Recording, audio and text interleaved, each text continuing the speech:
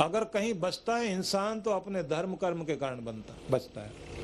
पर मैंने देखा है कि लोग वहां देने की कोशिश करते हैं जहां ताली बजाने वाले मिल जाएं, तारीफ करने वाले मिल जाएं, या जहां देने से बिरादरी में नाम होता हो, या जहां देख करके ये पता लगता हो कि भाई ये आदमी जो है बड़ा धर्मात्मा है, इसका तो कार्य होने चाहिए। आपने देखा होगा बहुत लोग जहाँ मिनिस्टर दिखाई दे जाए तो वहाँ पर लोग रोब दिखाने के लिए, प्रभाव दिखाने के लिए, सहयोग करने के लिए आएंगे।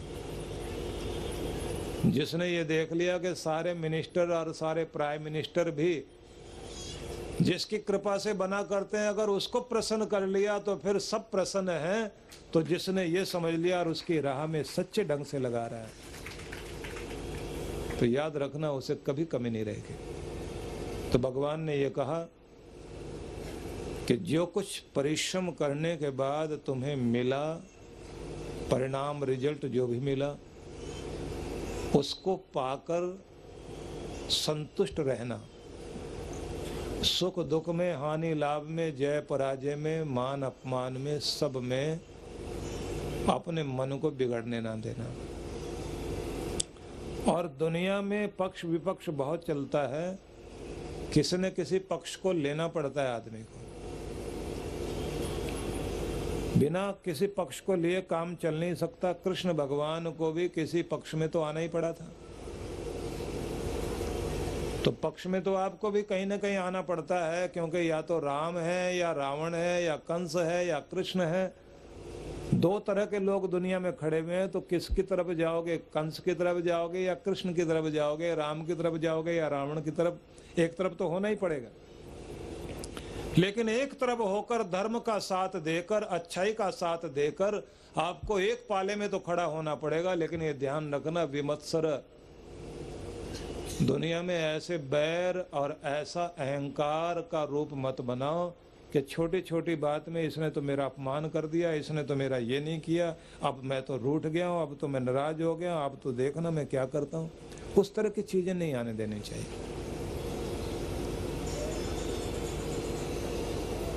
भगवान श्री राम ने रावण के साथ लड़ाई लड़ी, लेकिन उसके बाद भी कुछ नियम बनाए। युद्ध में जो नियम रखे उनको नहीं टूटने दिया। कृष्ण भगवान भी युधिष्ठिर के पक्ष में थे। कर्ण को मारने के लिए अर्जुन को उन्होंने कितना कहा कि ये वो पापी है जिसने अभिमन्यु को 7 लोगों ने मिलकर के घेर के खत्म किया था। उस समय यह भी वहां शामिल था। द्रौपदी का अपमान जहां हो रहा था, वहां भी ये खामोश बैठकर मुस्कुरा रहा था। और दुर्योधन की ताकत अगर बढ़ी थी तो इसके कारण बढ़ी थी। और अगर ये साथ ना मिलता तो दुर्योधन की इतनी हिम्मत ना होती। सब चीजों को एक साथ याद कर लो तो सब याद कराया। अर्जुन जोश में आ गया, उसने बाण चलाया, कर्ण मारा गया। तो बाद में कृष्ण रोने लगे। अर्जुन कहता है मेरा गुस्सा तो ठंडा नहीं हुआ और आपके आंख से आंसू। उन्होंने कहा इसका जो कर्म था उसकी सजा तो इसको मिल गई, क्योंकि पूरे समाज को इसके कारण प्रभाव पड़ रहा था, इसलिए सजा मिल गई।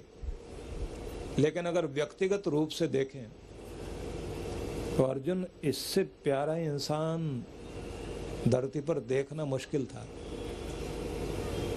क्योंकि इस आदमी के दरवाजे से कभी कोई खाली नहीं गया। बहुत बड़ा दानी था, वचन का पालन करने में सबसे आगे था।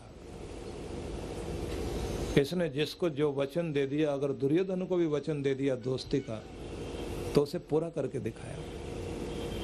अब अर्जुन कहता है कि एक तरफ तो आपने मुझे कहा कि इसको दंड दिया जाए और दूसरी तरफ आपकी आंख में आंसू हैं। उन्होंने कहा कि मरते हुए आदमी के साथ बैर विरोध सब खत्म हो जाता है। अब वो गया तो जो याद करने लायक है उसकी अच्छाई है। दूसरी बात, हमारी लड़ाई कर्तव्य की थी, व्यक्तिगत किसी के प्रति बैर नहीं है और न बैर बांधना है। तो मैं निवेदन करना चाहता हूं कि लड़ना भी पड़े, बुराई का विरोध करना पड़े, कहीं पीछे नहीं हटना, लेकिन ईर्ष्या द्वेष पालकर हर समय अपने आप को जलाते रहना, बदला लेने की भावनाएं बनाते रहना, चोट पहुंचाने के लिए तरह तरह के षड्यंत्र रचते रहना, ये इंसान की भक्ति को खत्म करने वाली चीज है। दुष्टता को ललकारने के लिए कहीं मना नहीं किया गया। अगर दुनिया के अंदर दुष्टता को ललकारा नहीं जाएगा और दुष्टता करने वाले लोग जो है उनको माफ करते रहेंगे तो इस दुनिया में अच्छे लोग कभी पनप ही नहीं सकते, अच्छाई जिंदा रह ही नहीं सकती। दुनिया के अंदर जब तक अच्छे लोग बुरों का सामना करने के लिए खड़े नहीं होंगे तब तक दुनिया में अच्छाई जिंदा नहीं रह सकती। ये बात याद रख लीजिए, नहीं तो अपने मजीरे बजाते रह जाओगे, ढोल बजाते रह जाओगे और मंदिर भी आपके सुरक्षित नहीं रह जाएंगे। अपने आप को इतना मजबूत बनाना ही पड़ेगा कि कहीं भी अगर गलत है तो गलत का विरोध करने वाले बनो, बुराई का सामना करने वाले बनो। और अगर बुराई को आप सहते रहे तो बुराई इतने भयंकर रूप से सामने आएगी कि फिर वो दुख आपको भोगना पड़ेगा। दुनिया में बुराई इसलिए नहीं फैल रही कि बुरे लोग ज्यादा हैं, दुनिया में बुराई इसलिए फैल रही है कि बुराई को बर्दाश्त करने वाले लोग बहुत ज्यादा हैं दुनिया के अंदर, जिनके अंदर आवाज नहीं निकलती। कुछ भी लोग विरोध करने के लिए खड़े हो जाएं, गलत को गलत कहने वाले, तो गलत चीज पनपेगी नहीं।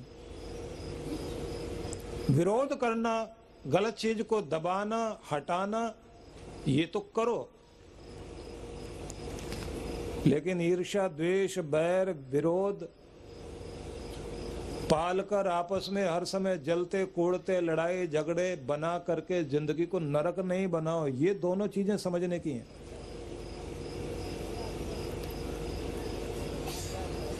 पूरे घर में सबके साथ प्रेम प्यार रखो, मिल के रहो। कोई आदमी गलत कर रहा है, मिल के समझा लो। उसके बाद भी नहीं मानता, जोर से समझा लो।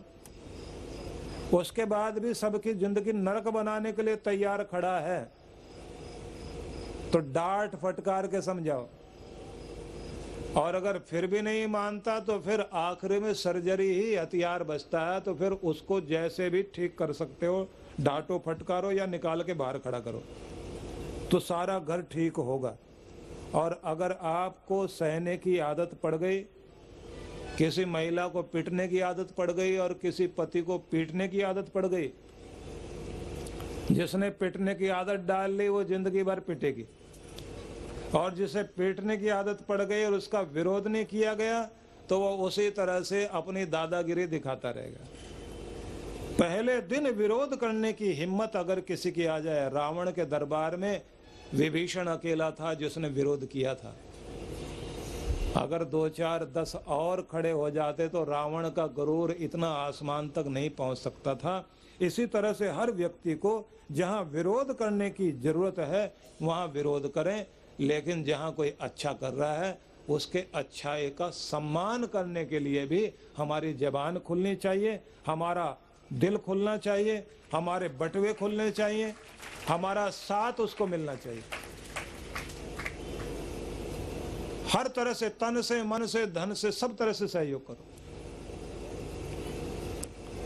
भगवान कहते हैं कि जब आप सफलता असफलता में सम रहो, हानि लाभ जीत हार में सम रहो, मिले हुए परिणाम में संतुष्ट रहो, बैर से ऊपर उठ करके जियो,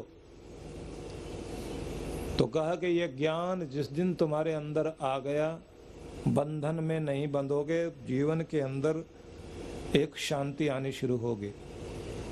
लेकिन कहा कि इस ज्ञान के साथ साथ आवश्यक है तत्व ज्ञान की, वास्तविक ज्ञान की